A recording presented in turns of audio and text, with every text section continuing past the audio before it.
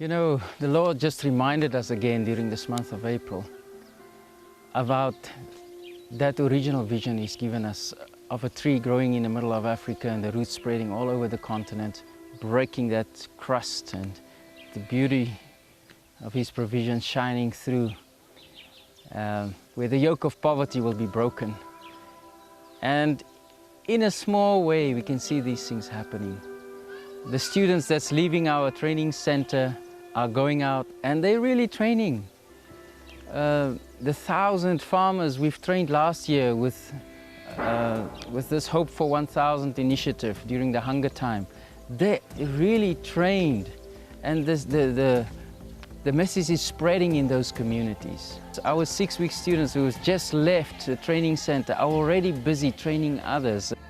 We enrolled 12 students who were doing the 6 weeks training, and 49 students who did day courses these past 6 weeks. The first time we had 2 chiefs among us.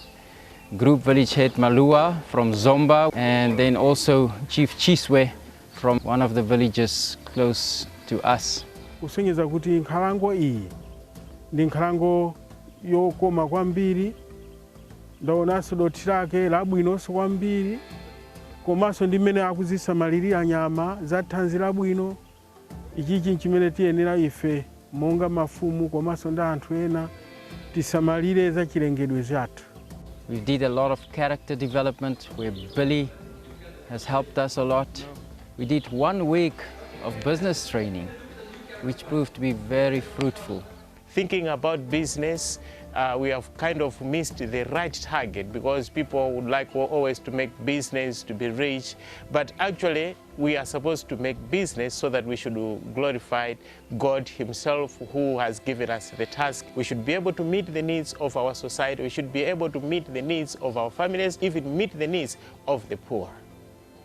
The students who came for the 6 weeks training went on several field trips.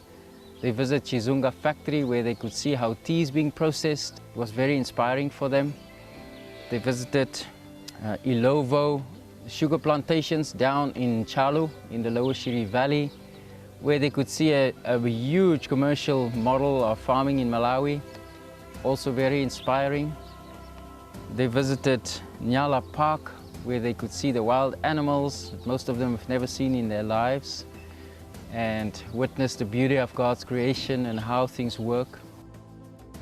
They visited a paper recycling business, a small enterprise which is exporting cards and products overseas, and a little thriving business.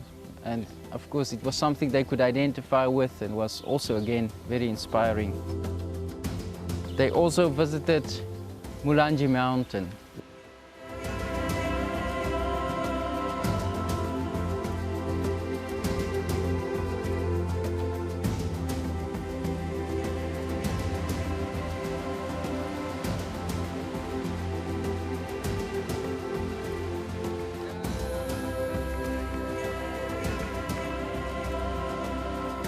We climbed one of the peaks of Mulanje, Chambe Peak, and to be there with that amazing, stunning view was very exciting for the students who did that.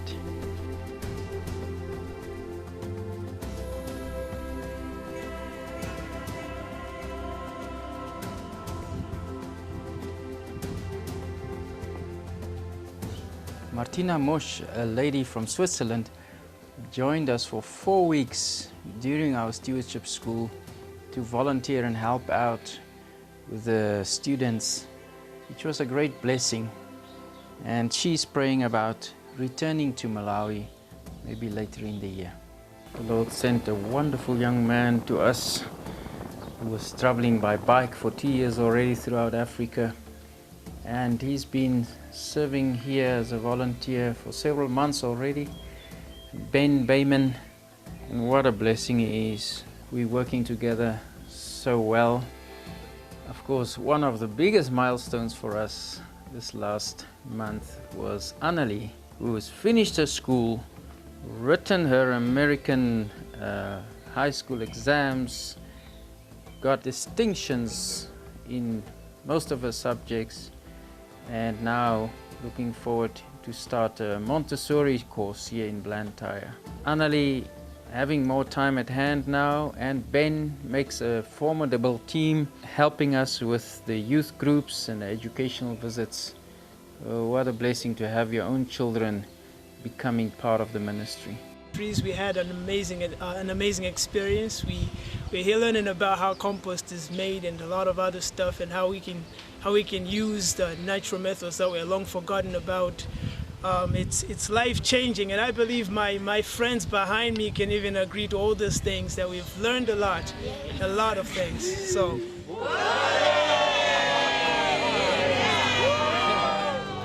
We had 70 students coming from the Malawi University of Science and Technology.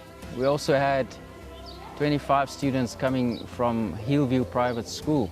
So the educational visits are growing and increasing in frequency, and it's just again wonderful for us to see that the vision the Lord has given us about the Roots Discovery Center, where busloads of school children will be coming, is already coming into fulfillment before we even have the facilities.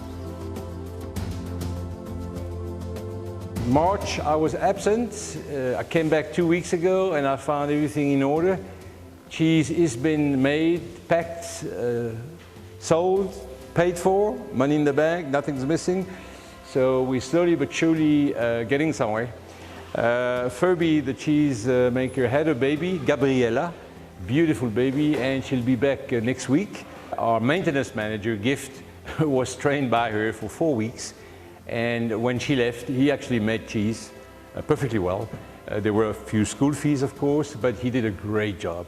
So now we're going to have, now that Furby is going to come back, we're going to have actually 2 cheesemakers that will allow us to spread the load between the two, especially on weekends. So ShopRite has been very supportive. They've really want more cheese, especially Lilongwe. And they want to help us by transporting in their own refrigerated trucks our cheese. So we're going into another phase, hopefully that will bring us to 1.5 tons a month very soon. And that's necessary because now we sort of just break even, and then we really want to get into profits.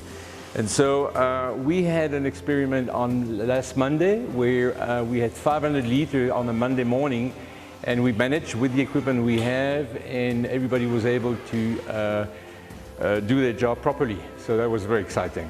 The 25 families that's being impacted through the Sanctified Enterprises that's right here on our property. Those people who are being employed and who are bringing milk here, and the people who are working at the Moringa farm, the people working in the cheese factory, and all the beekeepers that we're buying honey from. To see Billy Bray rolling out the stewardship message in the city councils and different spheres of influence where God has given him open doors. All the other stations in Mzuzu, where Mark and Runel is training, in Zomba, where Johannes Boss and the others are training. There's another station now springing up in Lilongwe, and it's just exciting to see more and more people are being trained, and more people are going back into their communities and making a difference. More and more organizations are sending people to us. These educational visits we're having from universities and private schools, all those students are going back and they talk and they share vision and they are excited. So we are truly thankful to see God's fingerprints and He being faithful in fulfilling His vision for His people through weak instruments like us and the multiplication that's coming in the nation.